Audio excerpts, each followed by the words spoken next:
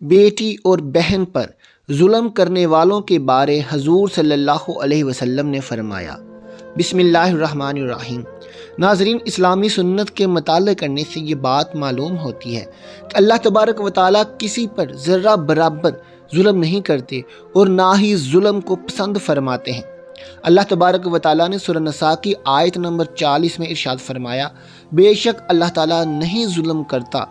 ان کے وزن برابر بھی، اور اگر کوئی نیکی وہ دگنا کر دیتا ہے اسے، اور وہ دیتا ہے اپنی طرف سے بہت بڑا اجر۔ اللہ تبارک و تعالیٰ نے سورہ نحل میں انسانوں کو عدل اور احسان کرنے کا حکم دیا۔ اللہ تبارک و تعالیٰ سورہ نحل کی آیت نمبر 90 میں ارشاد فرماتے ہیں، بے شک اللہ حکم دیتا ہے عدل اور احسان کا۔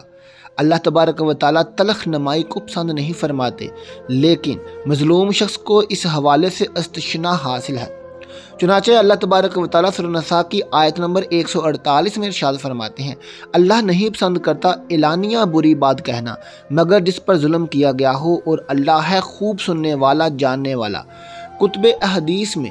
ظلم کی نہایت بلیغ انداز میں مذمت کی گئی ہے۔ صحیح بخاری میں حضرت عبداللہ بن عمر رضی اللہ تعالیٰ عنہ سے روایت ہے کہ رسول اللہ صلی اللہ علیہ وسلم نے فرمایا، ایک مسلمان دوسرے مسلمان کا بھائی ہے، بس اس پر ظلم نہ کریں اور نہ ظلم ہونے دے۔ جو شخص اپنے بھائی کی ضرورت پوری کرے اللہ تعالیٰ اس کی ضرورت پوری کرے گا۔ جو شخص کسی مسلمان کی ایک مصیبت کو دور کرے گا اللہ تعالیٰ اس کی قیامت کی مصیبتوں میں سے ایک بڑی مصیبت کو دور فرمائے گا، اور جو شخص کسی مسلمان کے عیب کو چھپائے گا اللہ تعالیٰ قیامت میں اس کے عیب چھپائے گا۔ انسان کو زندگی کے کسی بھی معاملہ میں کسی دوسرے پر ظلم نہیں کرنا چاہیے، نہ ہی کسی کے مال کو ہڑپ کرنا چاہیے، نہ ہی کسی کی زمین پر قبضہ کرنا چاہیے، اور نہ ہی کسی کی عزت پر حملہ کرنا چاہیے۔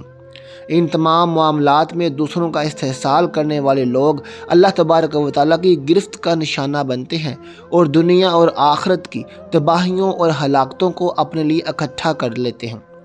ناظرین، واضح رہے کہ والدین کے انتقال کے بعد ان کے ترکے میں جس طرح ان کی نرینہ اولاد کا حق اور حصہ ہوتا ہے،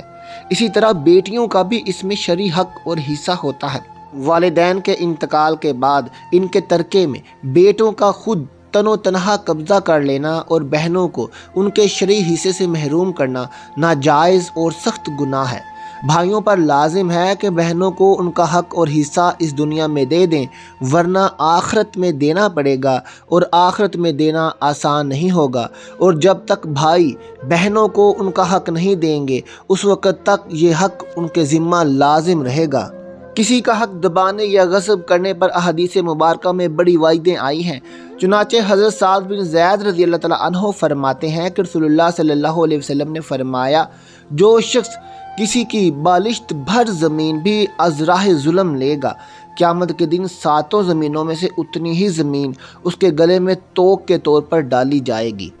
ایک اور احادیث میں ہے کہ حضرت انس رضی اللہ تعالیٰ عنہ فرماتے ہیں، رسول اللہ صلی اللہ علیہ وسلم نے فرمایا، جو شخص اپنے وارث کی میراث کاٹے گا، یعنی کہ اس کا حصہ نہیں دے گا، تو اللہ تعالیٰ قیامت کے دن اس کی جنت کی میراث کاٹ لے گا۔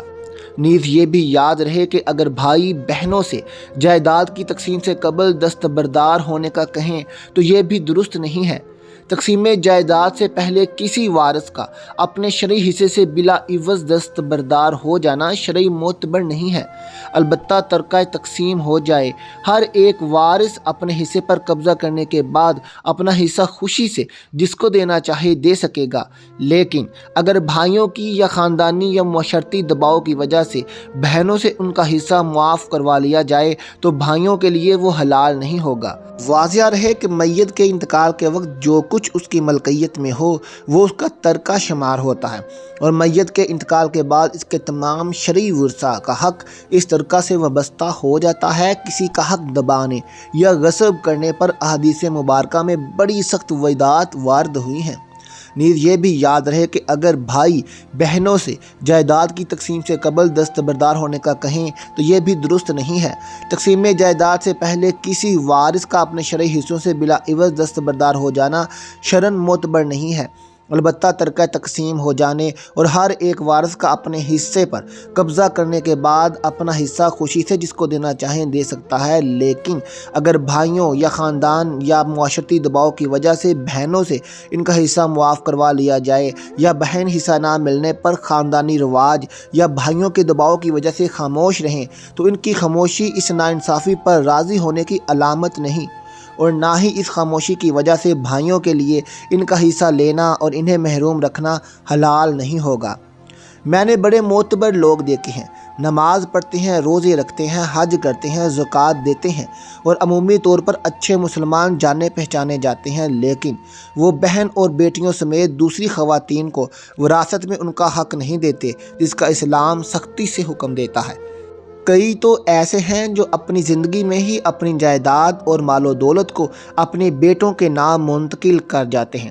اس ڈر سے کہ کہیں ایسا نہ ہو کہ ان کے مرنے کے بعد ان کا مال و دولت بیٹیوں کے ذریعے دوسروں کے پاس چلا جائے۔ اگر کسی نے ایسا نہ کیا اور اس نیت سے بھی اپنا مال چھوڑ دیا کہ مرنے کے بعد اسلامی طریقہ اور قانون کے مطابق تمام وارث اپنی اپنی وراثت کا حصہ حاصل کر لیں گے، لیکن اگر مرنے والے کے بیٹے بیٹیاں ہیں تو بیٹا ایک ہو یا زیادہ اکثر کیسوں میں تمام جائیداد کو اپنے قبضے میں لے کر بیٹھ جاتے ہیں، بہنوں کو جذباتی طور پر بلیک میل کر کے بہلا پھسلا کر یا زبردستی جائیداد اپنے نام کروا لیتے ہیں اور بہنوں سے قربانی کا تقاضا کرتے ہیں۔ اگر کوئی بہن نہ مانے اور اپنے حصے کا تقاضا کرے تو اس سے ناراض ہو جاتے ہیں، اور اگر کوئی بہن اپنا حصہ لینے کے لیے قانونی کارروائی کرتی ہے تو اسے باغی تصور کیا جاتا ہے۔ ہمارے معاشرے کی اکثریت یہ بات کرتی نظر آئے گی اور اسے جسٹیفائی بھی کرے گی کہ بہنوں نے بھائی یا بھائیوں کا اپنا حصہ معاف کر دیا۔ یہ سب بلیک میلنگ کا نتیجہ ہے، یہ سب اس مائنڈ سیٹ کا خاصانہ ہے جس کا اسلام اور اسلامی تعلیمات سے کوئی تعلق نہیں ہے۔ کوئی پوچھے کتنے بھائی اپنی بہنوں کو اپنا حصہ معاف کر کے وراثت سے دستبردار ہو جاتے ہیں، نماز پڑھتے ہیں، روزے رکھتے رہے، حج اور زکوٰۃ کے فرائض بھی پورے کرتے رہے، یہ بھی کہتے سنتے رہے کہ یوم آخرت میں اپنے اعمال کا سخت حساب دینا ہے، جانتے بوجھتے بھی کہ مال اور اولاد کیسے فتنہ بن جاتے ہیں۔ ہم عمومی طور پر وہی کرتے ہیں جو اسلام کے حکم کے برعکس ہے۔ بیٹیوں اور بہنوں کو ایسے مت دیں کہ جیسے ان پر کوئی احسان کیا جا رہا ہے۔ ان کا وراثت میں اپنے تناسب کے لحاظ سے اسی طرح حق ہے جس طرح بیٹے باپ کے مال پر اپنا حق جتاتے ہیں۔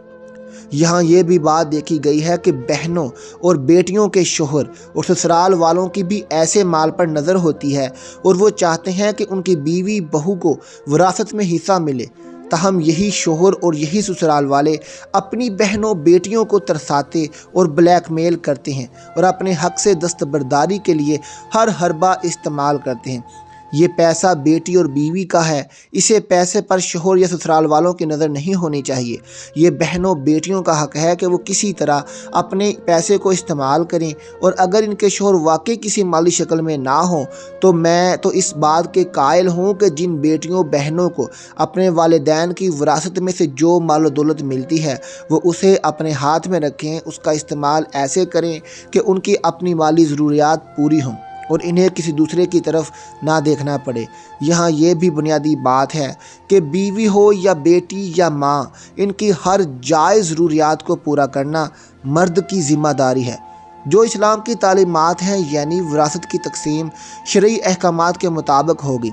لیکن یہاں المیہ یہ ہے کہ معاشرے کے مرد کی طرح ہمارے نظام کا مائنڈ سیٹ بھی ایسا ہے کہ عورت اگر وراثت میں اپنا حصہ مانگے تو اس کے لیے اتنی مشکلات پیدا کر دی جاتی ہیں کہ خدا کی پناہ، یعنی کورٹ کچہری اور محکمہ مال کے دفتروں میں اسے اتنا خوار کر دو کہ کوئی عورت وراثت میں بڑا حصہ لینے کا سوچنا بھی چھوڑ دے۔ ریاست نے قانون بھی بنایا، ضلعی لیول پر کمیٹیاں بھی بنائیں اور یہ بھی وضع کیا کہ عورت کو وراثت کا حق اور اس کے حق کے مطابق تقسیم کو یقینی بنایا جائے، اور اگر محکمہ مال کا آفیسر 2 ماہ کے اندر ایسا نہیں کرے گا تو اس کے خلاف کارروائی ہوگی، لیکن عملاً ایسا کچھ نہیں ہو رہا۔ یہ صرف ڈاکومنٹری کے طور پر رہ جاتا ہے جس کا تمام تر نقصان عورت کو ہو رہا ہے۔ اسے وراثت میں اس حق سے محروم کیا جا رہا ہے جس کا حکم اسلام دیتا ہے۔ اس بات بارے میں میڈیا خاموش ہے، حکومتیں اور ریاست بے سود ہیں،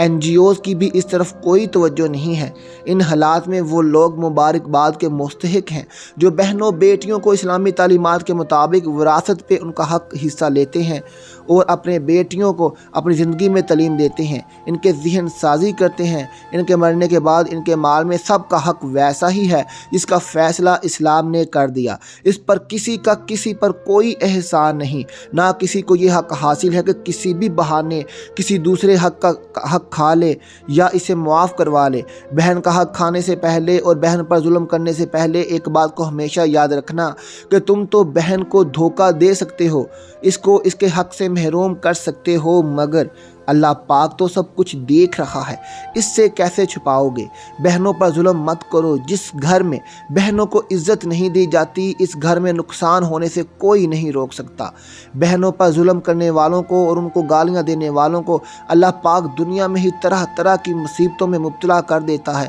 اس لیے خدا را اپنی بہنوں کا دل مت دکھاؤ، اور اگر تمہاری بہنیں تم سے ناراض ہیں تو ان سے معافی مانگو اور ان کو راضی کر لو، ورنہ تمہاری زندگی جہنم سے بھی بدتر ہو جائے گی، اور اللہ پاک ان کا رزق دنیا میں ہی تنگ کر دے گا اور ان کے رزق میں سے برکت اٹھا لے گا۔ وہ شخص لوگوں کی نظروں میں بھی ذلیل و خوار ہو کر اللہ کی نظر میں بھی ذلیل ہو جائے گا۔ اس غریبی سے پناہ مانگو جو مایوس کر دیتی ہے، اور اس مال سے بھی پناہ مانگو جو مغرور کر دیتا ہے۔ انسان کا کردار اس سندل کے درخت جیسا ہونا چاہیے جو خود پر کلہاڑی کی ضرب کھا کر بھی کلہاڑی کو خوشبو سے مہکا دیتا ہے۔ اللہ تبارک و تعالی ہم سب کو ظلم سے محفوظ رکھے، آمین ثم آمین۔ ناظرین، آخر میں ویڈیو اچھی لگے تو اسے اپنے دوستوں اور رشتہ داروں میں شیئر کر دیجیے گا۔ ملتے ہیں آپ سے اپنی اگلی ویڈیو کے ساتھ، اپنا خیال رکھیے گا، اللہ حافظ۔